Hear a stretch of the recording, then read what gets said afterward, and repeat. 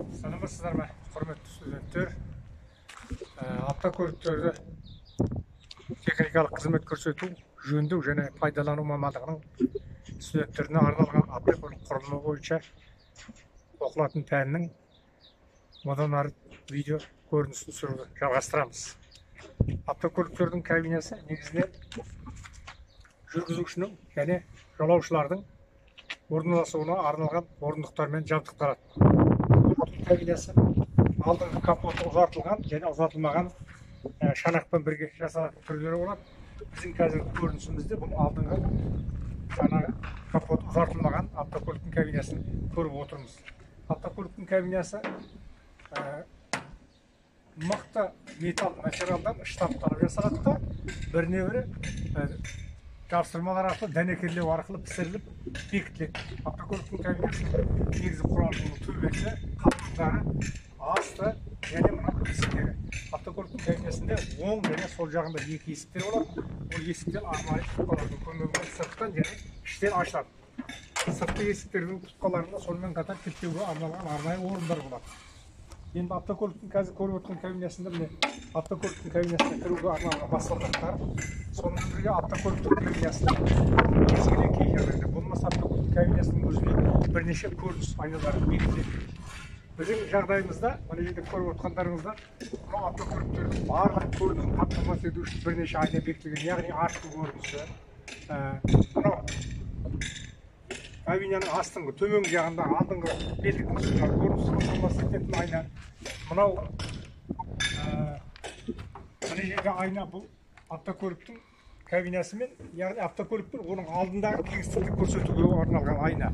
Автокөліктің кабинасы негізі автокөліктің тұғырына, автокөліктердің тұғырына краш-шлейндер арқылы және жастықшалар арқылы бекітіледі. Жастықшалар арқылы бекітіледі. Сонымен бірге автокөліктің кабинасын жолдың жағдайында, кедергі жағдайындағы қозғалыстарды жұмсарту үшін, яғни көлденең тербелісін және тік тербелісін жұмсарту үшін бірнеше жұмсартқыштар, яғни амортизаторлар қолданылады.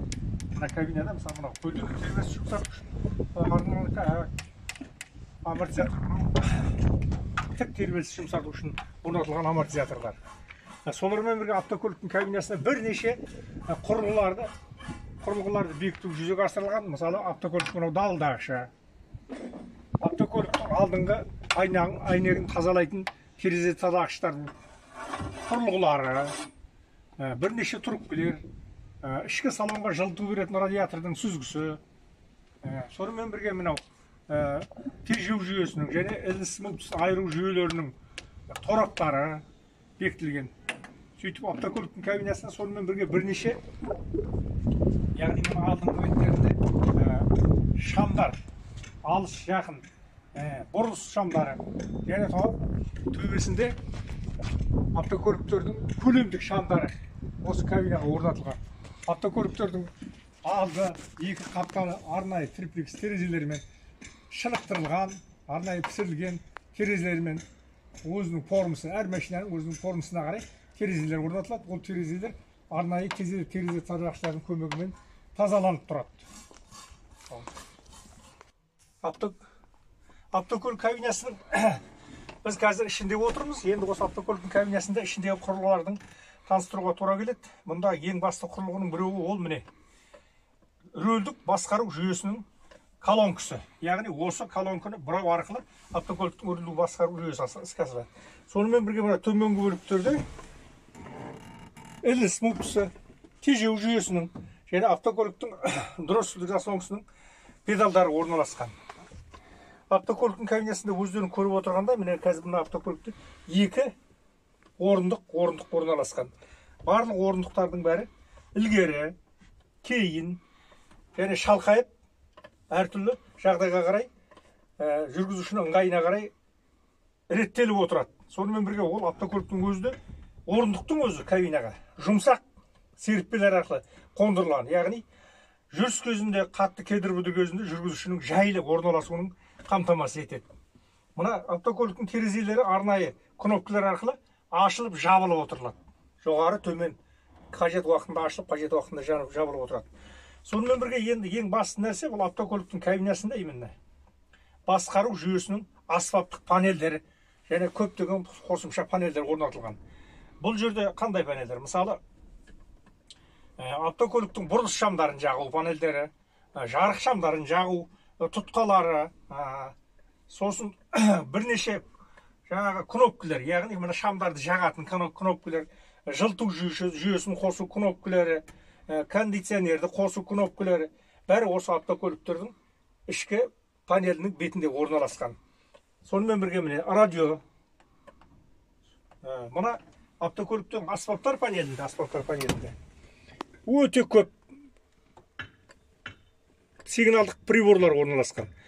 Яғни автокөліктердің жылдамдығын, яғни спидометрі анықтайтын, автокөліктің қозғалтқышының айналыс жиілігін анықтайтын, автокөліктің қозғалтқышындағы майдың температурасын, салқындату сұйығының температурасын анықтайтын, автокөліктің қозғалтқышындағы майдың деңгейін анықтайтын, жылыту жүйесіндегі, суыту жүйесіндегі салқындату сұйығының деңгейін анықтайтын, тежеу сұйығының деңгейін анықтайтын, сонымен бірге ауа қысымының анықтайтын, ол приборлардың қалай жұмыс жасап тұрғанын анықтайтын бірнеше щиток аспаптар орналасқан. Сонымен бірге автокөліктердің қажетті тоқты, яғни генератордың өндірген тоғын, оның қандай мөлшерде зарядка беріп тұрғанын анықтайтын да қосымша көптеген қондырғылар қондырылған. Осы қондырғылардың арқасында жүргізушіге автокөлікті басқару, оның жұмысын қадағалау көп жағдайда жеңілдік береді. Сонымен бірге мысалы